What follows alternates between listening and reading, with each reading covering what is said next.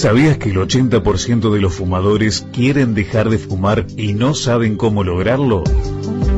En la Asociación Argentina de Tabacología tenemos un equipo de expertos que pueden ayudarte.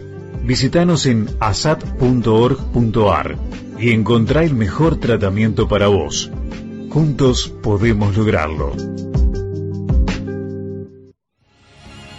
Bueno, muchísimas gracias. Estoy en comunicación con la doctora Alejandra Ábalos Odi, quien es médica cardióloga, directora del Consejo de Aspectos Psicosociales de la Sociedad Argentina de Cardiología, miembro del área Corazón y Mujer de la Sociedad Argentina de Cardiología, miembro de la Fundación Cardiológica Argentina y autora de Corazones Abrumados. Ya el título me gusta, libro de cardiopsicofilosofía.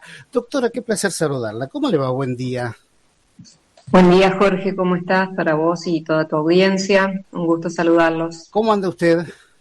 Bien, todo bien, amaneciendo temprano. Tempranito, bueno, un placer escucharla.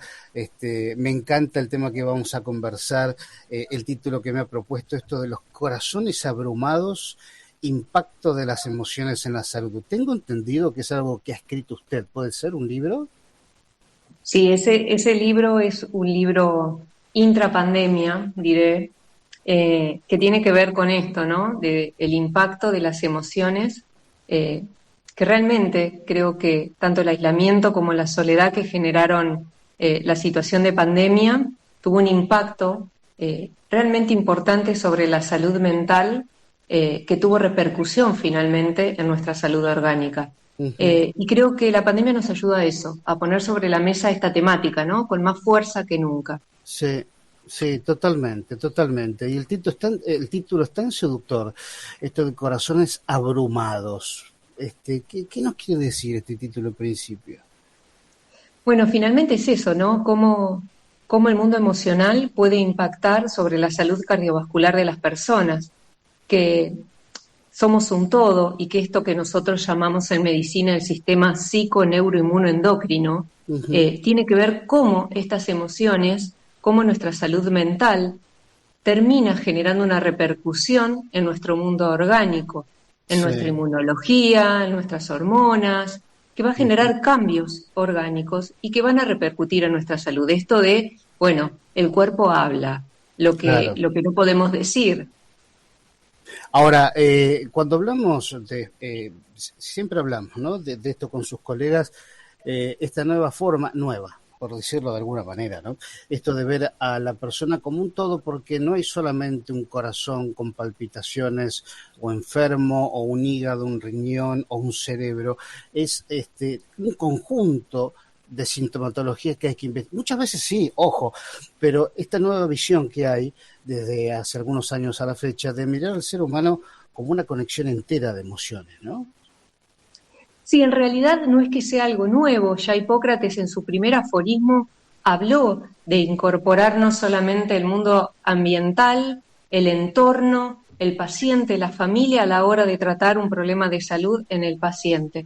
Pero el paso del tiempo también fue generando lo que es la especialización, la subespecialización, que terminó desmembrando un poco esto del todo, ¿no? Y volver a rever como un ente completo y complejo a la persona, más allá de que esté atravesando o no un proceso de salud de enfermedad, es algo que te diré que es una mirada no nueva, pero sí que la estamos implementando nuevamente porque requerimos hacerlo, porque sabemos que el mundo emocional hoy por hoy tiene un gran impacto y debemos jerarquizar esta temática. Muchas veces estos temas, creo que te lo comenté, no solamente es subestimado por el paciente, por la familia, sino que las emociones también a veces son subestimadas por el cuerpo médico o los profesionales de la salud a la hora de hacer un diagnóstico, a la hora de implementar un tratamiento, como si tuviesen menos jerarquía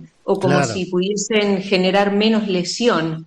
Y en realidad tenemos muchas patologías cardiovasculares. De hecho, sin ir más lejos, el domingo, que fue el partido de Argentina, un partido realmente épico, tuvimos muchos eventos, muchos eventos cardiovasculares, los infartos, los AIT, los ACV, frente a estas descargas de catecolaminas que suceden frente a situaciones de mucho estrés, ya sea estrés mental o físico, bueno, ponen en jaque nuestra salud. O sea que realmente tenemos que verlo como una manera de abordar la salud de nuestros pacientes. Bueno, aquellas personas que creen que solo las malas noticias pueden alterar nuestro sistema cardiovascular, cerebrovascular, el cuerpo, el corazón, cerebro, no distingue si la emoción, una emoción fuerte es linda, buena, como Argentina campeón, o, qué sé yo, una mala noticia. Las emociones impactan de la misma forma, ¿no?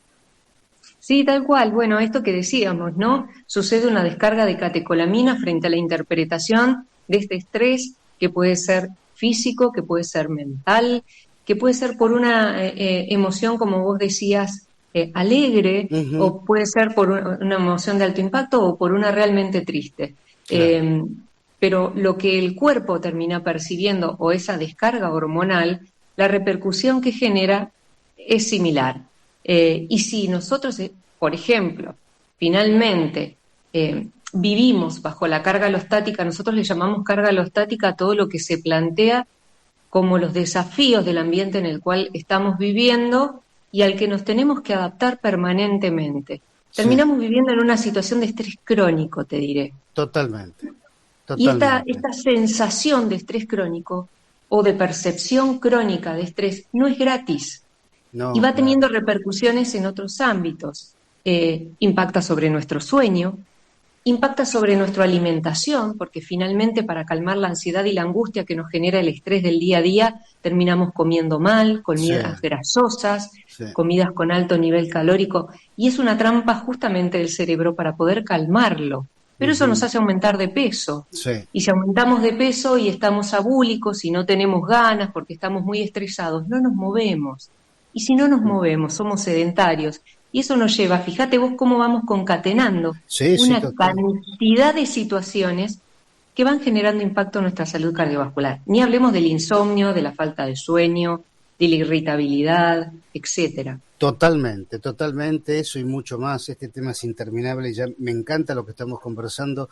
Y además la medicalización que está hoy explosiva, lo hablamos con todos los colegas suyos, de lo que tiene que ver con benzodiazepinas, antidepresivos, y cómo esto se exacerbó en pandemia y pospandemia, ¿no? Bueno, es súper interesante lo que planteas. Nosotros desde el Consejo de Aspectos Psicosociales, el año pasado escribimos el primer consenso, que es una guía donde tiene lineamientos de cómo abordar esto de los aspectos psicosociales. Cuando nosotros en salud cardiovascular hablamos de aspectos psicosociales, estamos hablando de un componente emocional donde incorporamos el estrés, la angustia, la ansiedad, la ira, la hostilidad, el agotamiento vital. Por otro lado, las personalidades, que pueden ser las personalidades de cada uno, sobre todo la tipo A, que es la más hostil, o la tipo D, que incorpora estas emociones negativas. Y finalmente el contexto social, que no lo podemos desvincular de esto de las emociones, ¿no? Porque finalmente es muy difícil mantener un equilibrio cuando las condiciones socioeconómicas de una persona no se encuentran totalmente cubiertas. Totalmente. Entonces, es muy difícil no hablar de psicosocial, ¿no? Claro, no, y nuestro querido país que no nos da tregua, ¿no? No nos da tregua, venimos siempre, es como dice usted, ¿no? Los argentinos creo que tenemos todos estrés crónico de alguna manera, y esto de... Sí, absoluto. Sí, ¿no? Sí, absolutamente, yo creo que estamos adaptados, porque la verdad que somos seres de adaptación, y vamos para adelante con esta carga alostática, pero no quiere decir que esto no impacte. Mira, hay algo muy interesante que siempre lo hablamos en los Ateneos, es que esto no es gratis. Esto no es gratis y no es gratis no solamente para nuestra salud, sino que es para las generaciones futuras. ¿Y por qué te digo esto? Porque el estrés crónico lo que va generando es modificaciones en nuestro ADN. Hay un segmento de nuestros cromosomas que se llaman telómeros, que estos telómeros, a medida que estamos expuestos al estrés oxidativo crónico que genera el estrés, se van acortando, se van haciendo más cortitos, y eso impacta sobre nuestra posibilidad de vivir más. pero no solamente en nuestra propia vida actual, sino que eso va modificando el ADN para las generaciones futuras. Ah, Es decir, sí. esto tiene repercusión hacia adelante. Son cambios biológicos que genera el estrés, que tiene repercusión hacia adelante. Entonces, siempre planteamos esto, ¿no? Hoy la medicina, la infotecnología, Ujú. la medicina actual, que realmente ha tenido avances maravillosos y que eso se agradece porque nos ha permitido vivir más, pero nos ha permitido vivir mejor. Claro. Entonces, creo que eso es un poco el planteo, ¿no? ¿A dónde estamos inmersos hoy por hoy con respecto a nuestra forma o nuestra calidad de vida? Es preocupante esto que marca, ¿eh? Y además, es un dato científico interesante. A ver si entendí bien. No solamente podemos tener una carga genética patológica, Sí, papás con cáncer de próstata, con algún tipo de, lo que fue, una carga hereditaria, sino que el estrés se va metiendo en nuestro ADN de cara al futuro. sí, tal cual, estos cambios biológicos que genera el estrés, que impacta sobre nuestro ADN, lo vamos a transferir a las generaciones futuras, porque somos seres de adaptación. Entonces, finalmente, el estrés oxidativo que se genera, que acorta estas cadenas de replicación de ADN, bueno, creo que necesitamos finalmente poder reinterpretar la forma de vivir, Qué porque difícil, si no, qué es difícil. muy difícil, es muy difícil porque como charlábamos recién, esto tiene que ver con nuestro entorno. No somos seres individuales y el Ujú. entorno realmente tiene impacto. Sí, Eh, sí, y muchas veces está fuera de nuestro alcance las modificaciones que puedan modificar todo el entorno. A claro. veces nos resulta más fácil esto del ostracismo, el aislamiento, como para no mirar lo que pasa al lado, porque si no, uno se angustia más. Claro. Pero finalmente sucede. Claro, y la pregunta es, ¿y qué hacemos? A ver, hay herramientas, terapia, cambiar la percepción que uno tiene sobre la vida, no ver los noticieros, o sea, hay un montón de cosas, o pequeñas, grandes cosas modificables, porque el asunto está en la cuestión modificable. Uno si tiene diabetes, hipertensión, lo que fue, síndrome metabólico, bueno, va al especialista, punto, se trata. Pero después hay un montón de cuestiones modificables que dependen de nosotros, ¿no?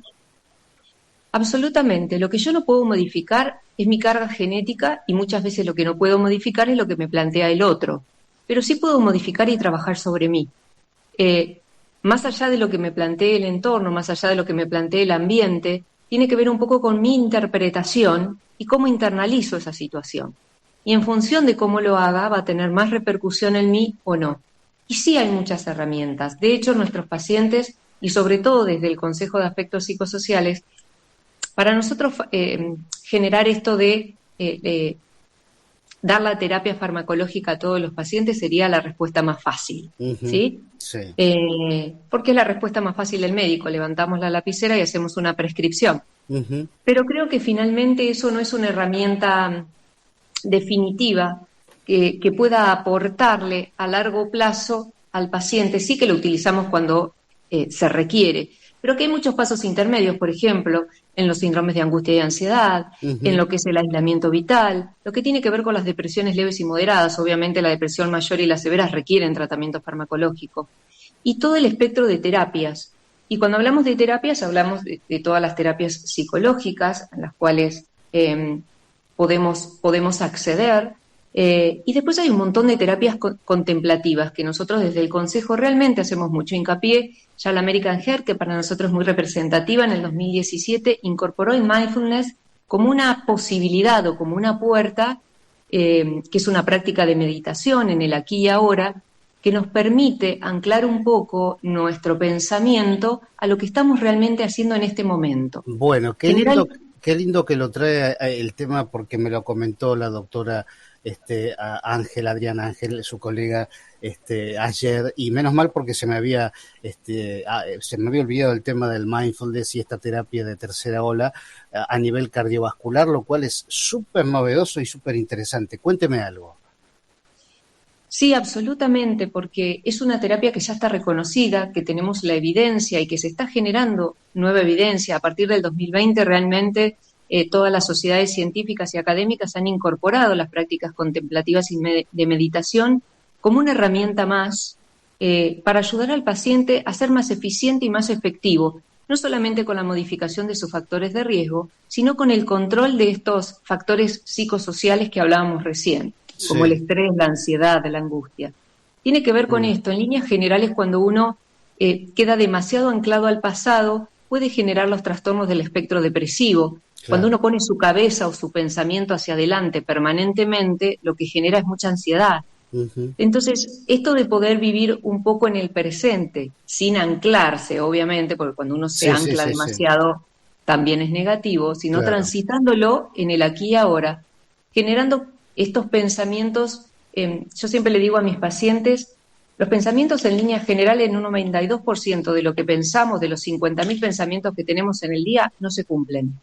Ujú. Y eso es importante porque básicamente es un relato, es una ficción creada por nuestro cerebro que no sucede y nos Claro. angustia y nos preocupa, algo que muchas veces no sucede. Digo, tengo mi familiar que va a ir de viaje, y si le pasa algo y ya me preocupo y ya no puedo dormir, ya Sí, sí, digo, sí, sí, totalmente, totalmente. Estamos tan muchas veces, y yo estoy dentro de ese grupo, ¿eh? Y si pasa esto, y si pasa aquello, estamos permanentemente creyendo, y siempre es lo peor, ¿no? Siempre va a ser algo malo que va a suceder. Y me quedé pensando en una frase suya, esto del estrés oxidativo, y jugar un poco con esta palabra de que nos vamos oxidando cuando estamos, utilizo otra palabra suya, anclados en un estrés crónico en donde no podemos salir, las palpitaciones nos invaden, los malos pensamientos nos invaden, la ansiedad nos invade y nos vamos oxidando por dentro, ¿no? bueno, creo que tiene que ver con eso. Yo le preguntaría a las personas finalmente cómo se sienten, ¿no? Eh, Cuando un paciente viene con un laboratorio y me dice, bueno, vengo porque tengo el colesterol alto, y detrás de ese colesterol puedo asegurar que si la pregunta es, ¿y usted cómo se siente? ¿Cómo se ha sentido en el último tiempo anímicamente? ¿Cómo está comiendo? ¿Calma su ansiedad con la alimentación? ¿Cómo está durmiendo? Mm, Finalmente ese colesterol es la consecuencia de un montón de hábitos donde el paciente no pudo tener registro, donde claro, hubo mucha postergación, porque muchas veces, por ejemplo, el trabajo, no tengo tiempo, y cuando tengo tiempo no tengo ganas, porque estoy muy cansado. Entonces, implementar este tipo de conductas, sobre todo para modificar factores de riesgo cardiovasculares, a veces se hace difícil por estas situaciones que tienen que ver con el entorno, con esto de la carga alostática. Entonces, siempre hablamos de estas terapias contemplativas de meditación que nos permiten calmar la mente. La bien, mente tiene una gran tendencia a divagar, a irse, a pensar para cualquier lado, como decías, y generalmente la tendencia no es demasiado sí, positiva. sí, sí, Entonces, poder darse cuenta que lo que está generando mi mente no es cierto. Las terapias cognitivas conductuales, ¿qué significan? Esto de cognitivo conductual, muchas veces hemos escuchado, bueno, me mandaron a hacer terapia cognitiva conductual. ¿De qué se ujú, trata esto? Bueno, cognitivo tiene que ver con esto. Nosotros hablamos de metacognición cuando es poder pensar mi pensamiento. Parece una palabra bastante compleja, pero si lo piensan, es fácil de comprender. Es poder pensar mi pensamiento. ¿Qué es lo que estoy pensando? ¿Esto es real? ¿Esto está sucediendo? ¿Esto es una ficción? ¿Esto es un relato, una trampa de mi cerebro para generarme más ansiedad? Y si no está sucediendo, ¿por qué voy a sufrir? ¿Por qué voy a generar ansiedad? El claro. poder parar un momento, pensar que esto no es real, el darse cuenta ya es un montón. Y a su Es, vez, sí, no, y a su vez, poder generar un cambio en la conducta. Si claro, yo no me doy cuenta, si yo no me detengo a pensar, seguramente mi conducta va a ser terminar agarrando un alimento que tenga alta cantidad de calorías, agarrar un chocolate para poder calmar mi mente. ujú, Eh, o, o- o postergar algo, o fumar de más, o tomar de más, como para implementando una conducta negativa. Pero si yo no puedo pensar y tengo registro, voy a tener registro de lo que me llevo a la boca. sí, Si no, no sé si me comí una galletita o me comí un paquete. claro. Digo, Claro. eh, Hay una frase que yo me hizo recordar y traer a la charla, que suelo decir, ¿no? Si tiene solución, ¿para qué te preocupas? Si no la tiene, ¿para qué te preocupas? Entonces, hay muchas cosas para analizar desde la palabra también. Qué interesante, que es nuestra cabeza que divaga.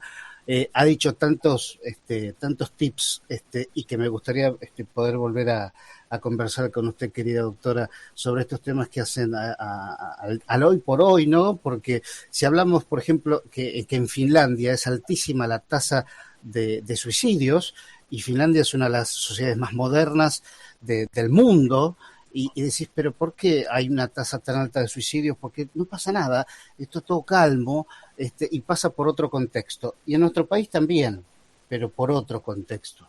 Y hay tantas cosas para poder conversar. Querida doctora, ¿algo que no le haya preguntado y que quiera mencionar al final de la charla? No, bueno, finalmente esto de que los aspectos psicosociales, dejar este concepto de que están incorporados dentro de los factores de riesgo cardiovasculares emergentes, que no solamente los psicosociales como el estrés, la angustia, la ansiedad, la depresión, aumentan el riesgo cardiovascular, sino que los contextos socioeconómicos también tienen repercusión generando estas cargas alostáticas de estrés crónico, que dentro de estos factores de riesgos emergentes, porque habitualmente siempre hablamos de los factores de riesgo cardiovasculares convencionales, hipertensión, tabaquismo, diabetes, antecedentes familiares, dislipemia, pero no hablamos de estos factores de riesgo emergentes donde se encuentran no solamente lo psicosocial, sino también la violencia de género, el nivel educativo de la población. Se encuentra también la polución y los cambios ambientales. Sí, es cierto. Es cierto. Y realmente para nosotros desde el Consejo es importante remarcar que todo esto, incluso que se incorporaron los trastornos de insomnia, que son los trastornos del sueño, como un factor de riesgo a tener en cuenta cuando uno habla de higiene. No solamente tener en cuenta el peso, la presión arterial, el no fumar, el hacer controles periódicos anuales cardiovasculares, sino que también tengamos en cuenta que los trastornos del sueño, un sueño microfragmentado, corto, de baja duración, poco profundo, tiene impacto en nuestra salud cardiovascular. Totalmente. Y no olvidar que las mujeres tienen factores de riesgo ligados específicamente al sexo, que son cambios biológicos, donde están todos los trastornos hipertensivos del embarazo, las complicaciones del embarazo todo lo relacionado a los cambios hormonales. Ahí tenemos un capítulo muy aparte sobre el corazón de la mujer, luego de la menopausia, en fin, quizás en otro momento, doctora, si me lo permite, podemos conversarlo, ¿le parece? Sí, cuando ustedes gusten. Bueno, ha sido un placer realmente conocerla y escucharla. Igualmente, Jorge, bueno, les mando un cariño grande, que tengan linda jornada y un saludo grande para tu audiencia y para vos. Gracias por la invitación. Por favor, un placer, doctora, que tenga un lindo día. Igualmente. Bueno, qué linda charla y cuántas cosas que son imposibles de poder terminar de charlar en un ratito. Es un mundo de información en donde, como decía yo, ¿no? Son tantas cosas que podemos hacer y que la vorágine nos va empujando todo el tiempo de la espalda, nos empuja y nosotros muchas veces nos dejamos empujar. Ahí estuvo la doctora Alejandra Ábalos Odi, médica cardióloga, directora del Consejo de Aspectos Psicosociales de la Sociedad Argentina de Cardiología. Bueno, me encantaría leer ese libro, No me animé a pedírselo al aire, me sonó muy... Necesito ese libro. No le pregunté dónde lo podemos conseguir, pero después